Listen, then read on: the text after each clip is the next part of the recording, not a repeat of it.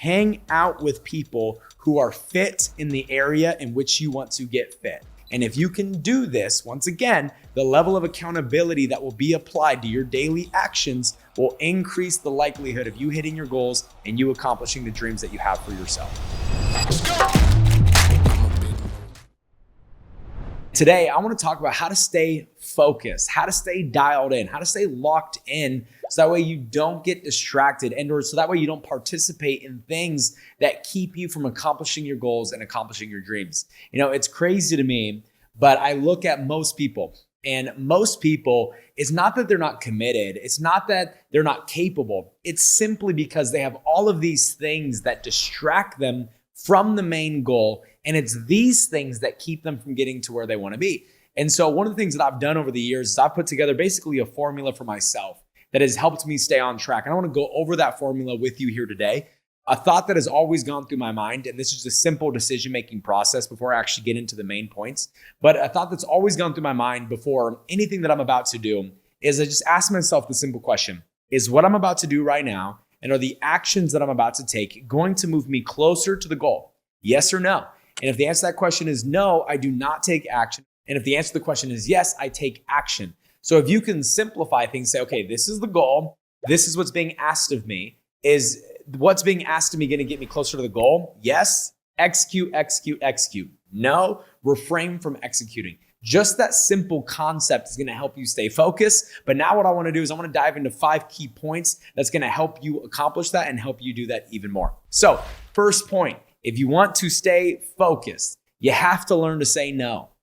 I know you have to learn to say no. You can't be a yes man. You can't be a yes ma'am. You can't be the person that's trying to people please everyone around them. You have to be willing to say no. And that's a hard thing to do because a lot of times when you're learning to say no, it's to people that you love. It's to people that you care about. It's to people that you want to come alongside. And if there is a need for you to do it, absolutely, you should do it. But oftentimes there's just a lot of things that just lead to busyness that are not actually productive that you just say yes to simply because you're a people pleaser.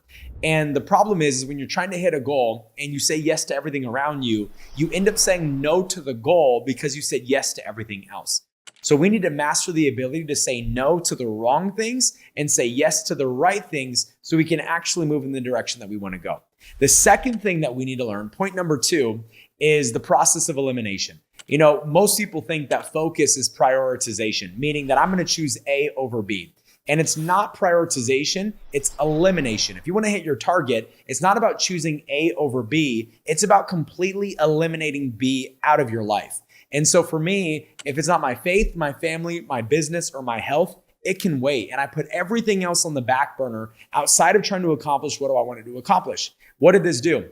This cleared my mind and truly allowed me to focus. Because if I have the goal of A, but B is there, even though I'm choosing A over B, B still takes up energy in my mind. I still have to think about it. I still have to make decisions around it. And the fact that it's there, it's hurting my ability to hit the target.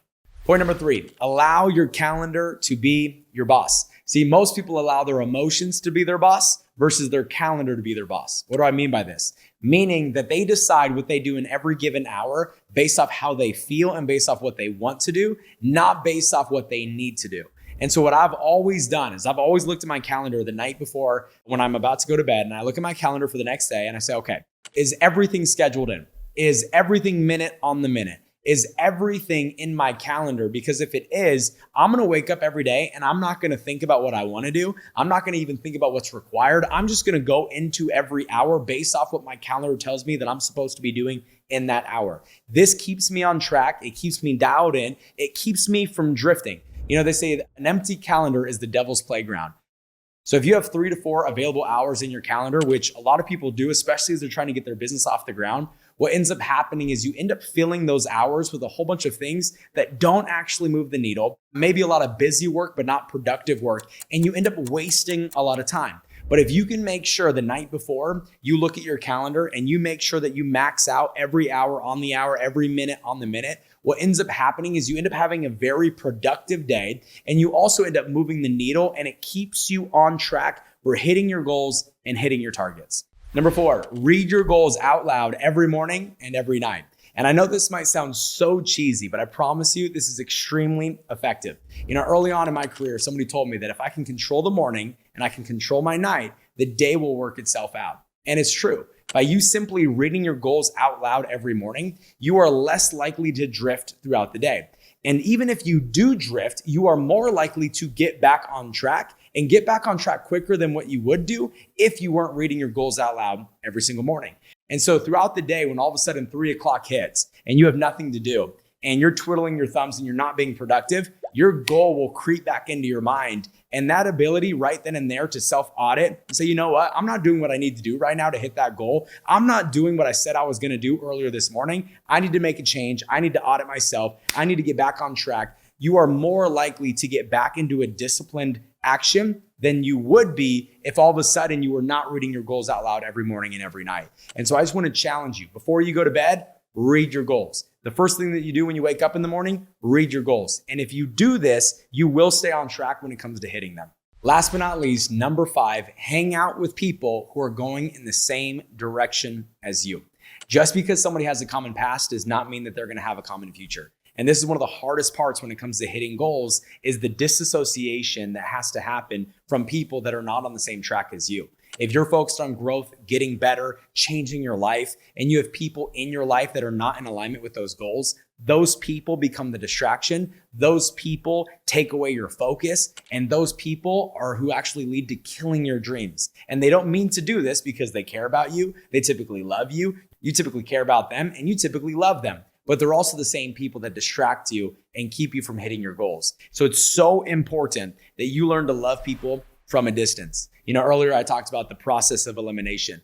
Part of that is eliminating people out of your life that are not on the same journey as you anymore. And that's a hard thing to do. But if you can learn to do this and you can learn to surround yourself with people who are going in the same direction as you, you are more likely to hit your goal. See, if I'm out of shape and I hang around a whole bunch of people that are in shape, I am more likely to eat clean and I'm more likely to go to the gym.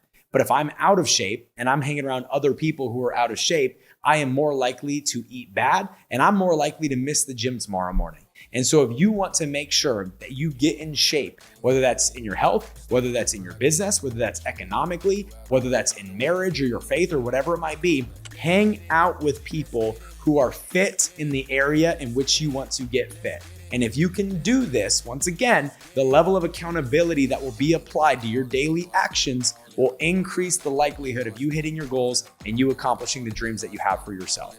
And so guys, if you want to stay focused, master the 5 things that I went over with you today, and I promise you, you will move closer to your dreams. If you got something out of today's content, do me a favor, like, share, subscribe. We put out all this content free for the receiver of the content. And so all we ask, because we're paying to put this on, is that if you ever learn something, you pay the value tax by just sharing this with somebody that you love and care about, that you think this information can help as well. With that being said, love and appreciate y'all. I will see you guys next week on the Leaders Only podcast. Let's get it.